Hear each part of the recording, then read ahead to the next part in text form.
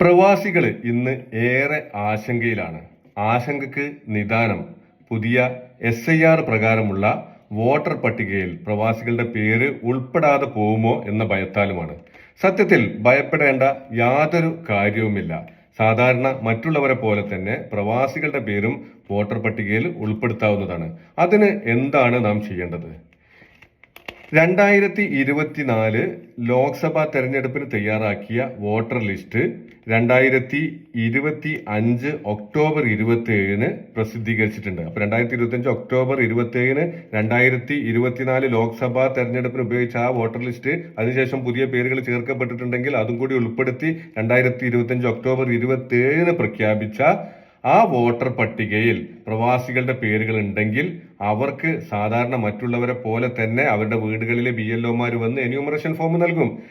ഇപ്പോ നമ്മൾ പ്രവാസികൾക്കും വോട്ടർ ലിസ്റ്റിൽ പേര് ചേർക്കാനുള്ള സംവിധാനമുണ്ട്. നിയമപ്രകാരം അത് അനുവദിക്കുന്നത് കൊണ്ട് തന്നെ കഴിഞ്ഞ ലോക്സഭാ തെരഞ്ഞെടുപ്പിൽ ഒരുവിധം പ്രവാസികളുടെ പേര് മുഴുവൻ വോട്ടർ ലിസ്റ്റിലുണ്ട്. അതുകൊണ്ട് തന്നെ നമ്മുടെ വീടുകളിൽ വരുമ്പോൾ വീട്ടിലുള്ള മുഴുവൻ അംഗങ്ങൾക്കും, അത് പ്രവാസികളോ മറ്റുള്ളവരോ എന്നുള്ള യാതൊരു വേർതിരിവും ഇല്ലാതെ BLOമാർ എന്യൂമറേഷൻ ഫോം നൽകും. അത് മറ്റുള്ളവരെ പോലെ പ്രവാസികളുടേതും ഫില്ല് ചെയ്ത് കൊടുത്താൽ മതി. ഒരിക്കലും ആ ഫോമിൽ പ്രവാസിയാണോ എന്ന് പ്രത്യേകം രേഖപ്പെടുത്തേണ്ട യാതൊരു ആവശ്യമില്ല. അങ്ങനെ ഒരു കോളോ ഇല്ല. BLOമാർ അങ്ങനെ നിർദ്ദേശിക്കൂല, ചോദിക്കൂല. BLOമാർക്ക് അങ്ങനത്തെ യാതൊരു നിർദ്ദേശവും. അതുകൊണ്ട് സാധാരണ ആളുകളെ പോലെ തന്നെ പ്രവാസികളും എന്യൂമറേഷൻ ഫോം കൃത്യമായി പൂരിപ്പിച്ചു നൽകുക. ആ പൂരിപ്പിച്ച് നൽകി കഴിഞ്ഞിരിക്കുകയാണെങ്കിൽ അവരുടെ പേര് മറ്റുള്ളവരെ പോലെ SIR പ്രകാരമുള്ള പുതിയ വോട്ടർ പട്ടികയിൽ ഉൾപ്പെടും. യാതൊരു ഭയത്തിന്റെയും ആവശ്യമില്ല. ഇനി അഥവാ ഉൾപ്പെട്ടിട്ടില്ലെങ്കിൽ തന്നെ പരാതികൾ സമർപ്പിക്കാനുള്ള സമയമുണ്ട്. ഇപ്പോൾ ഡിസംബർ 4 വരെയാണ് ഈ എന്യൂമറേഷൻ ഫോം ഫില്ല് ചെയ്ത് നൽകാനുള്ള സമയം. അത് കഴിഞ്ഞാൽ പിന്നെ ഡിസംബർ 9 കരട് വോട്ടർ പട്ടിക പ്രഖ്യാപിക്കും. കരട് വോട്ടർ പട്ടിക പ്രഖ്യാപിച്ചു കഴിഞ്ഞാൽ ഡിസംബർ 9 മുതൽ ജനുവരി 8 2006 ജനുവരി 8 വരെ പരാതികൾ നൽകാനുള്ള സമയമുണ്ട്. അതെല്ലാം കഴിഞ്ഞ് ഫെബ്രുവരി 7 2026 ഫെബ്രുവരി 7 അന്തിമ വോട്ടർ പട്ടിക പ്രഖ്യാപിക്കുക. അതുവരെ നമുക്ക് പരാതികൾ നൽകാനുള്ള സമയത്ത് അതിനുവേണ്ടി പരാതി നൽകാവുന്നതാണ്. ഇനി പ്രവാസികൾക്ക് വേണ്ട 6A എന്നുള്ള ഫോം ഫില്ല് ചെയ്ത് കൊടുക്കണമെങ്കിൽ ആ സമയത്ത് ചെയ്യാവുന്നതാണ്. ഇപ്പോ അതിനൊരു ആവശ്യമില്ല. ഇപ്പോ 6A ഫോം ഫില്ല് ചെയ്യേണ്ട സമയമല്ല.